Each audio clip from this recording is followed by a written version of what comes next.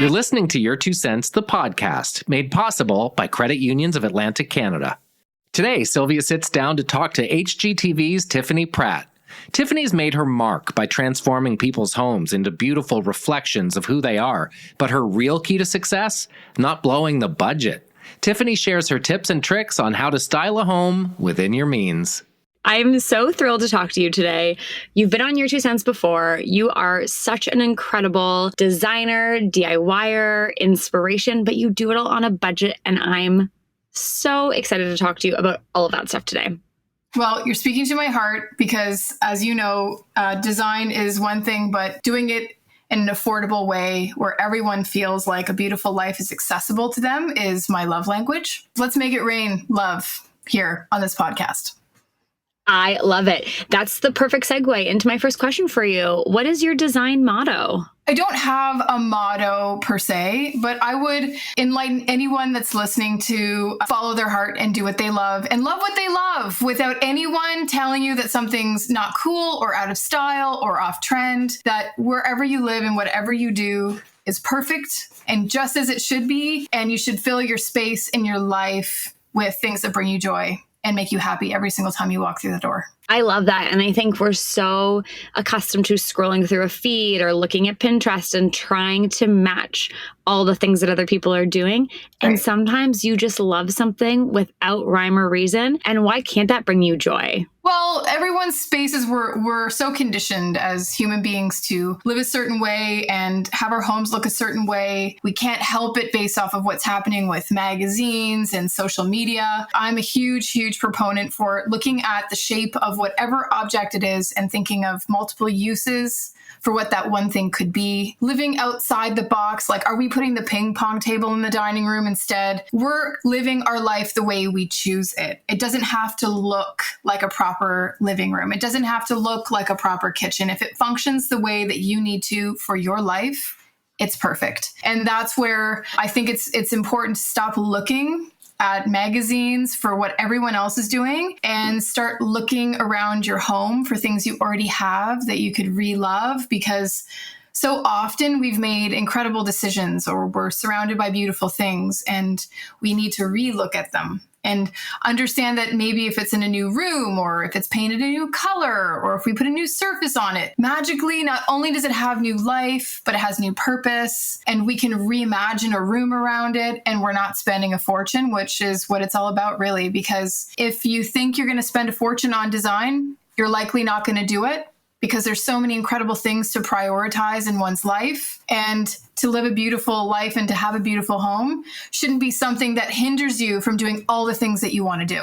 I love that. It's really a piece of the puzzle, not the entire thing. And to figure out the way to make it so is kind of what we're here to chat about today, really. So if you were going to give advice to someone looking to buy or rent a home, not necessarily from the financial side of actually affording to buy or rent a home, but what advice would you give them as they're looking to do either one of those things from a design standpoint? One thing that I always tell people that is not typical is wherever you want to buy or rent, picture yourself in that neighborhood. Where are you going grocery shopping?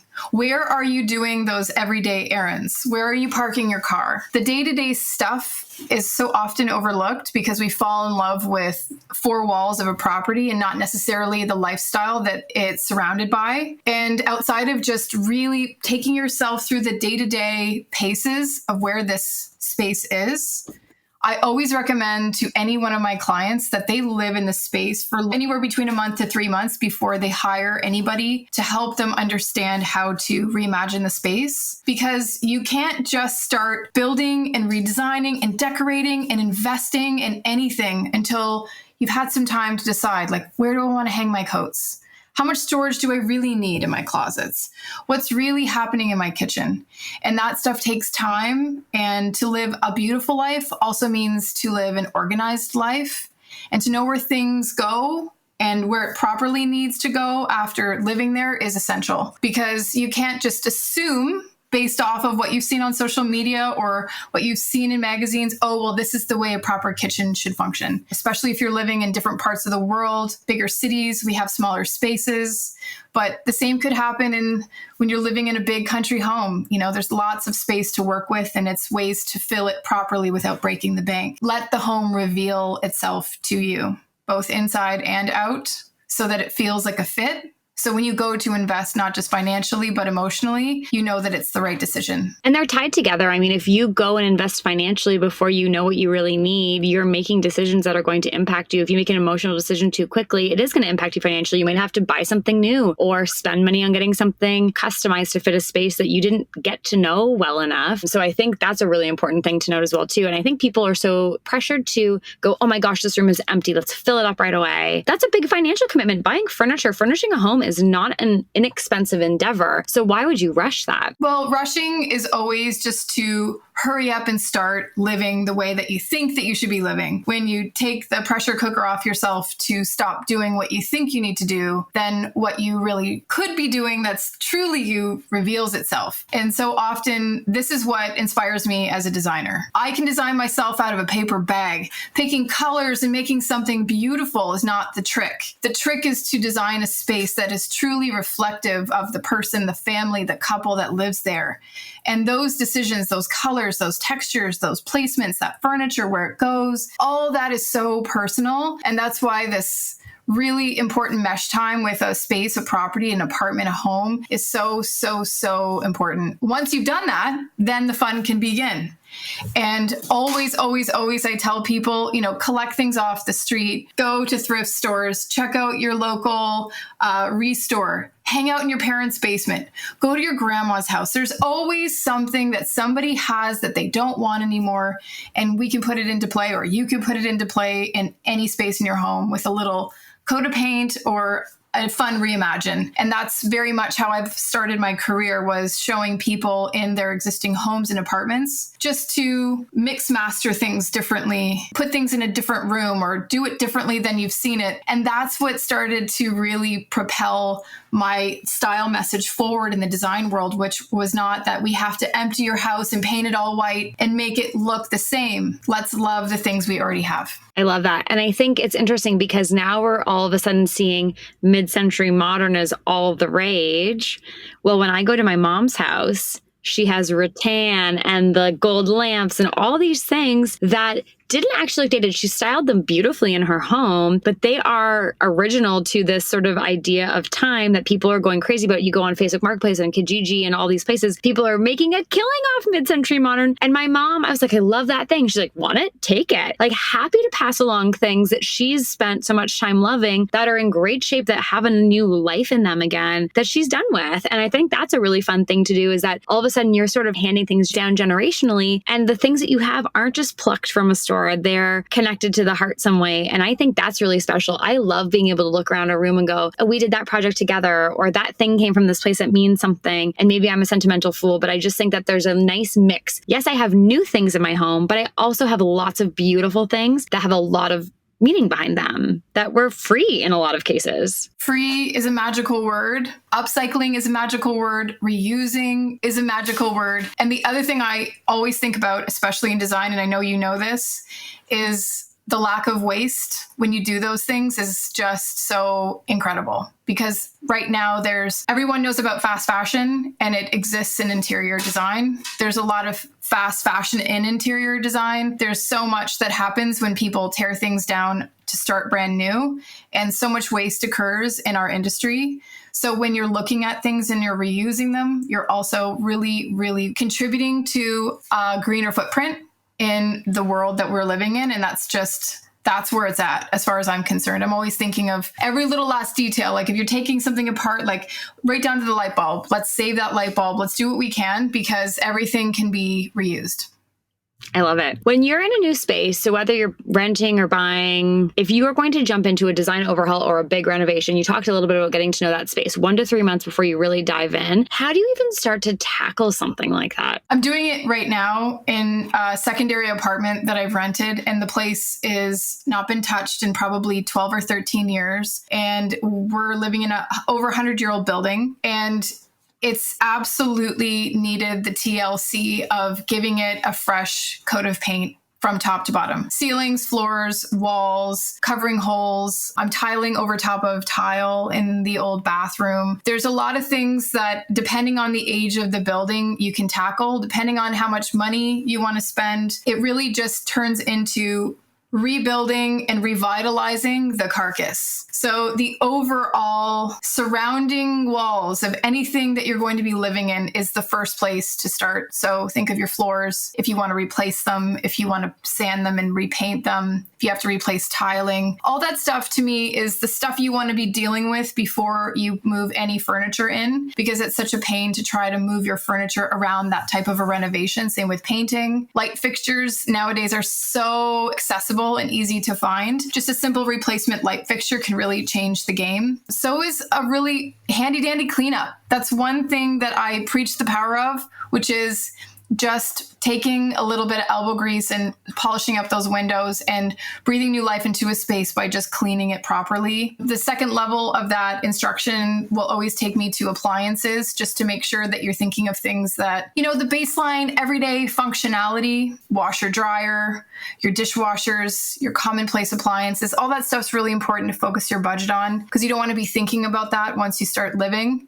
And once you've thought of the most important things, of course, if you're not renting and you're owning, you want to think about your foundation and your roof. But then from there, we can have some fun with storage, retrofitting storage, building out your own storage. That is essential to a beautiful, harmonious home.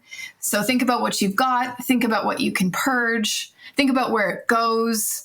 And with everything that you own, assign a home to those things so that you always know where they go. So no matter what's happening, what holiday it is, whomever's coming over, these places are assigned for those things. And once all of that is sorted, then we put the delicious accessories on the incredible outfit that is your home, which is, let's focus on the adding now color with paint and wallpaper and painting our ceilings fun colors and putting in interesting lighting and cool pillows and rugs and art and books and plants. That's the fun part of design. But that's the part to me that is the frosting on a very well-built, considered cake. So if you think of the home as a multi-layered cake, you want to start with the most important things and build out. People that are a stylist are only focused on accessories and the way things that are around you look. But a true designer is looking at where things go, how to maximize those four walls in every room, and how to make it work for whomever's living there. That's amazing advice. I went through a home edit. I will tell you, having a zone for things and knowing where things go, at first it feels really overwhelming. It was actually a pretty overwhelming process because it gets bad before it gets better. But if you stick through it and you go through it on the other side, we actually have so much fun being like, oh, there's a zone for that thing. There's a zone for that thing. If you can buy into that, it is peaceful. You don't question where things are.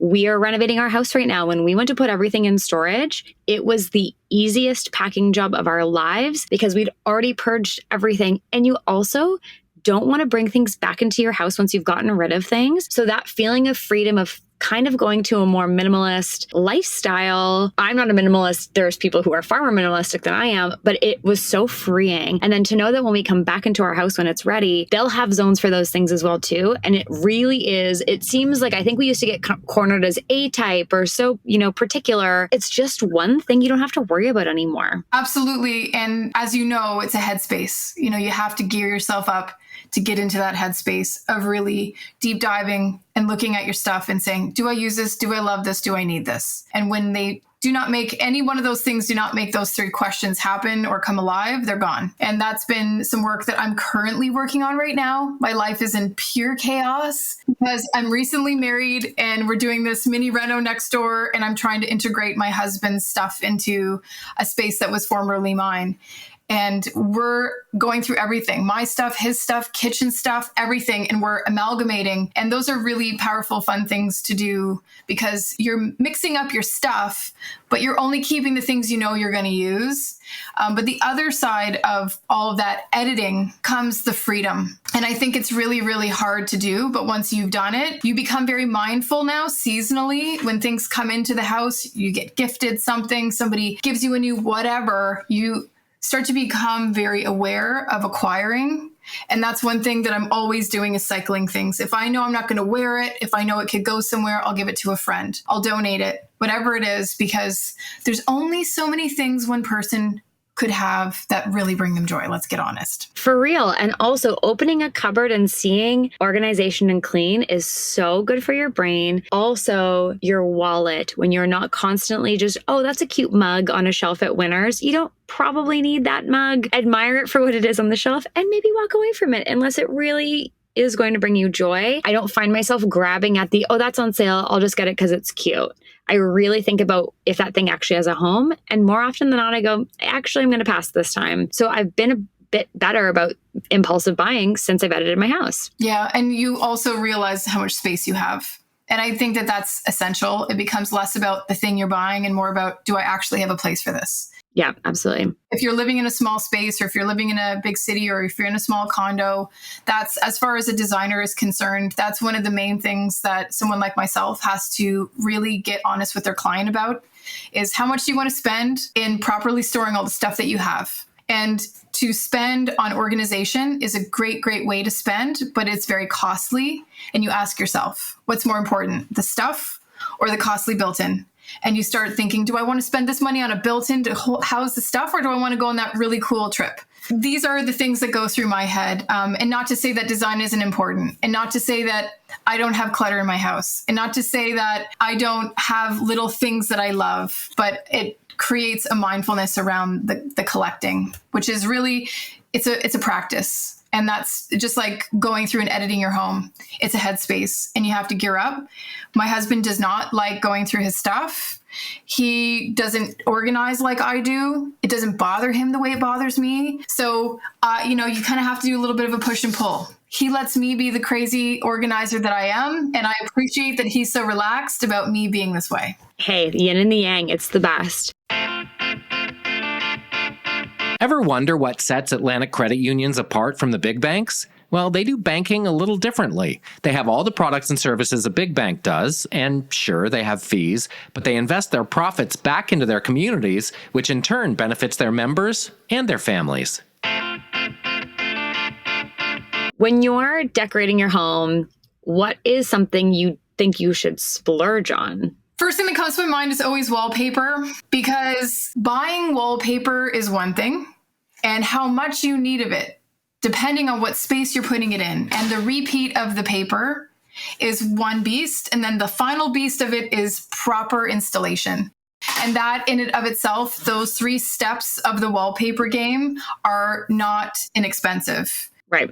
And I always recommend if you're spending any money on a beautiful paper, you want to have a proper installation of that paper because you want to make sure that you're paying off that vision properly. All your corners are met. All the repeats are perfect. The second thing I think about is something that you can always take with you no matter where you go. So that is always art, incredible lighting, things that are beautiful, that you've supported an artist or a creative person, and that energy is in your home and you've put money in the jeans of a creative person doing something that they love, but you also have one-of-a-kind things that you surround yourself with, that when people come over to your space, they feel like it's assembled over time and it's been curated with things that really are expressive, indicative of who you are. And that's what a space in a home should be. Absolutely. Could not agree more. What would you absolutely tell people they must skimp on when they're decorating their home? I'm not going to name any one thing, but I will use the word sweat equity. When you have foregone paying somebody to do something to try to do it yourself, have it be sanding your floors, painting your walls, painting your kitchen cupboards, refinishing your tub, things that you can get on the Googles and figure out how to do and empower yourself with items that are easily found in a big box hardware store. Those are things that I think are a great way to save money when you're working on a space. Because so often what we're paying for, this also depends on your time. You're always I run into this all the time, which is I don't have time. So I have to hire in to get the jobs done that I need to. Am I capable of these jobs? The answer is yes. Do I have time for those jobs? The answer is no. But if you have the time and you want to save the money, That's the best way to do it, is empower yourself, your own two hands, and learn a new skill and do it yourself. You know, I agree with you on this because I have found, and we've had this conversation before, that when I picked up a drill for the first time, I built myself a dining room table. My whole entire life changed. And I was like, oh, wait a minute. If I can do that, I must be able to do this. I might be able to try and cut wood. Like, I don't have a brain for math. So cutting angles with a saw was a real treat for me. But I finally figured it out. And I was like, well, I can do that now too.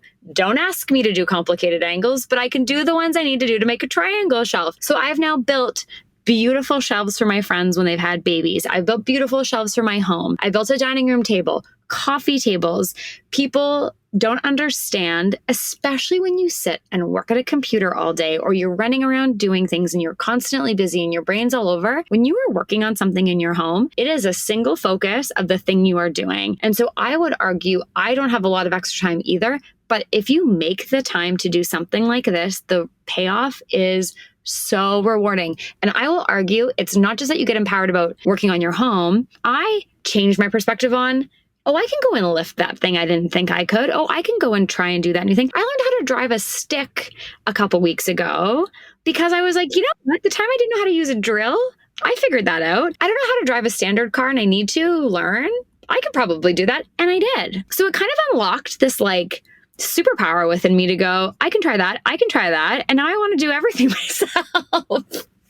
It's all conditioning. Everything that we're talking about here is conditioning. Conditioning to be told what we're supposed to do, how we're supposed to live, how we're supposed to design or decorate, and the list goes on. And if we take all the conditioning away and we turn off our televisions and we get off of our phones and we try something new, buy some materials you would never have bought, get on Amazon and get yourself a drill. I'm buying a pink drill. I've decided I need a pink drill. Yes, you do. Not only do I love it because I love doing it myself, but early days before I took my hands-on skills to the home, I've always found great solace in painting and being creative. And it is an amazing escape from the everyday life.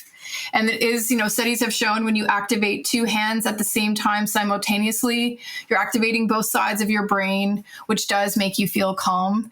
And those are things that, especially on a weekend when you would have otherwise been, binge watching some show, you could be building something and inspiring. Also, like, I'm sure your friends are so inspired by you and so inspired by what you've built. And that just perpetuates. And that's what we need more of in the world. We need more of that. Absolutely. I don't even know what we were talking about, but I think we got to a really beautiful end. I think so too. And the thing is, rent tools. Ask your neighbor to borrow a tool. You don't have to have everything to try. And I think that's a really important thing as well, is that you don't need to have everything at your fingertips. You can try. If there's something that you find you're going to use all the time. I upgraded my Craig jig recently because I found I was using it and I wanted something a bit more robust. So I invested in a better one than the one I had when I first built my table. Not to mention, when I built my table, it cost me under $150. And that same table I wanted to buy in a store was a couple grand. These are all things, though, that once you get started, it becomes a rabbit hole of a whole other world that you begin to just blow up with excitement because the sky is the limit and you are now the creator of this space, this destiny, these things, versus just being stuck with what's available in retail stores. And you talking about your table. Do you know that there are people that are listening to this podcast right now and they're like, what is she talking about? I'm building my table and upgrading my jig. Like, that sounds like Latin to some people. But yeah. for geeks like us, it's because you've taken that time to go to the big box stores and rent those tools and say, hey, you know what? I've been renting this tool quite a bit. I think I actually need it. And the rental of the tool vibe is just the beginning. And once you start doing that, you start realizing that the world is your oyster. You just have to decide what you want your oyster to look like. Absolutely. And don't be scared. I went through so many mistakes the first time I tried to do this. And I think you just need to forgive yourself. It doesn't need to be perfect right out of the gate. You can learn, you can fix things, you can try things again. I had no idea what I was doing. And I documented the whole process. I think I went to Home Depot 17 times. And they were like, are you here again? I'm like, yep. Don't have a table yet, but I'm gonna have one eventually. And when it was done, I actually went back and showed them a picture because I was so proud of myself, and they were in it with me at this point. I was like, these are people are rooting for me. And I got to share it at the end, and they were so pumped for me. It was great. It was a great moment we all had together. So don't be scared. We all need to try new things more often, and it's such a rewarding thing that you're doing for yourself. Well, you said something in there too that I think it's a really important thing to touch on. And I was actually just talking to my mom about this, but I have always subscribed to the Japanese philosophy of wabi-sabi, which is, perfectly imperfect. And things don't have to be perfect. Your home doesn't have to be exact. Nothing has to be perfect to be beautiful. It just has to be done the way you want it to be done, and you move on. Because sometimes we could just die on the vine trying to keep things so perfect that we don't get the full picture complete. And sometimes you have to concede and be okay with that thing that's a little bit off just to keep the project propelling forward. And sometimes those mistakes or those imperfections are the thing that end up being the most beautiful thing in the room. So for anyone out there that's working on big, large-scale projects, allow yourself to accept the imperfections. In my case, I always say with my set builder friends, we're going to feature the flaw, I love it. Feature the flaw. I love that. Taking a pivot back into renovations for a second, I'm obsessed with watching any show that has to do with overhauling anything. Everyone's got fancy apps and how to place things. And we're talking about the actual placement of furniture and things. Do you have any tricks up your sleeve for people who have no idea how to set up a space? I've only ever come at design using my guts. And on top of using my guts, your greatest tool in any space is just a good old-fashioned measuring tape. And if you arm yourself with a beautiful, high-quality, long-distance, heavy gauge measuring tape, anything is possible because we're dealing with shapes, we're dealing with straight lines, we're dealing with numbers. And when you get those shapes and your square lines together, truly you can assemble anything. And I don't want to say that I don't agree with any of the apps, but so often, especially anyone that's listening, I would really want you to empower yourself to trust your guts. Because nothing is like the real thing. You can take as many measurements as you want, and you can plunk those measurements into as many blueprints or apps as you want. But when you actually put a piece of furniture in a space and you start building from that large piece out, you will probably do different things in that space than you would have done in person than you would have done on that app, because you may find you have more or less space than you thought. There are so many configurations that you can do in apps that in real life you can't. And usually it comes down to flow. If you've done any teachings in Feng Shui, there are definite conversations around edges and corners and placement of furniture, walking into furniture. That's a space energetic no. So you have to feel a room. Feel how you want the room to move for you. And that's where the furniture goes. Build out from your larger pieces and then assemble in with the smaller pieces. Fall in love with the big stuff first and then build out. Or if you have essentials, measure out your essentials, place those in the spot that works the best and work backwards from that. But everything starts with the most important piece and really good tight measuring with your good old-fashioned measuring tape. My husband's going to be so thrilled about this news because I joke that he is never more than 2 feet away from a measuring tape at all times. And I catch him measuring everything all the time and I make fun of him. That will stop now because it's so true. I've tried even drawing things out. You have to get into the space. You have to feel the space. You have to go. We had this happen in our house when we first moved in. We have a really narrow home. And the only configuration that logically made sense was to put the couch on one wall, the TV on the other. When you sat that way, the room felt tiny. So we had to get creative. We put the couch where we wanted it and we figured out a solution for the TV. We got the TV installed in a swivel, popped it out when we watched TV, put it back on the wall when we didn't need it anymore. And for us, that was a really important room to feel really open and open up to the rest of the house. So finding a hack was what we did instead. You're preaching my gospel, which is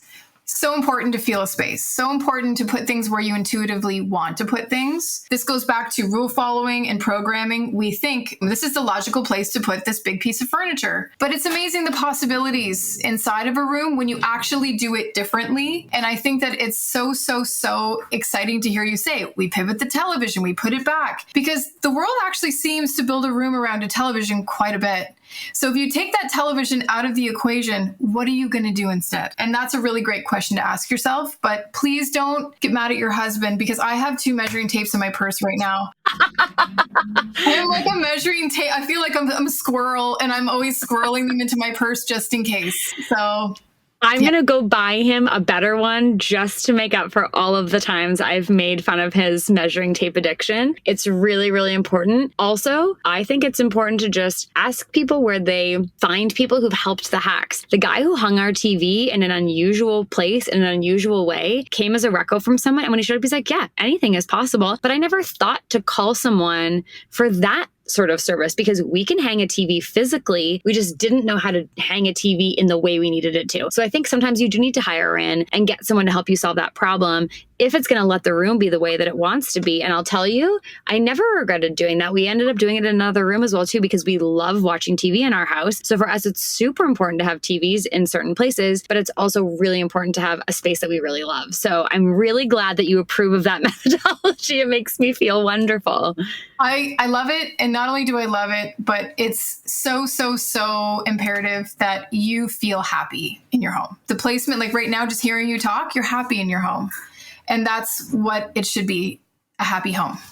Absolutely. And I think it all comes back to, you have things that you love, you've invested in them already. Find the home for them first, because it has emotional and financial repercussions when you get rid of those things. Why spend on a different size couch if there is a different solution to the couch you already have? Why spend on that? You could spend a fraction of the money on a great swivel for your TV instead of a couple of $1,000s for a couch. So I think that baseline of, do I need it? Do I need to spend on that? Maybe you do, maybe you don't. Just thinking about those things to me is really, really important, because I hate getting rid of things that I love, that I've spent good money on. Well, one of my clients recently, they're redoing their basement. They're putting a guest room in the basement. And when I showed up for the first walkthrough of the space, they had a junk pile. And in the junk pile was a beautiful, very old, ornate, beautiful bed frame with a footboard, matching dresser. And they'd had it for so long, it was passed down. They were sick of it. And it was in the junk pile.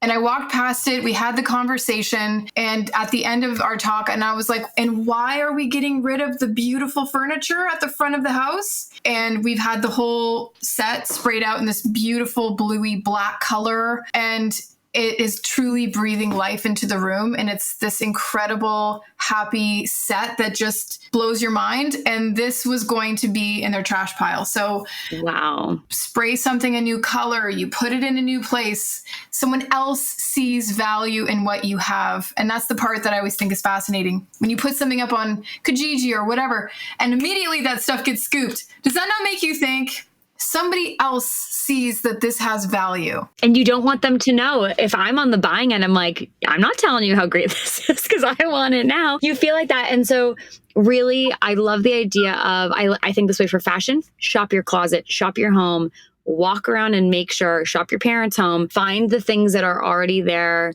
Like, this is why I love talking to you, is because I really think I am someone who is not a professional in this field. The advice that you give is for people like me who just want to live a beautiful life and don't want to shell over a ton of money, don't want to create a lot of waste, and want happy memories with things that we love. And that's why I love speaking to you, because it's accessible. You are not giving advice to people that is beyond their means. It's actually quite the opposite. It's about living within your means with things that you really love.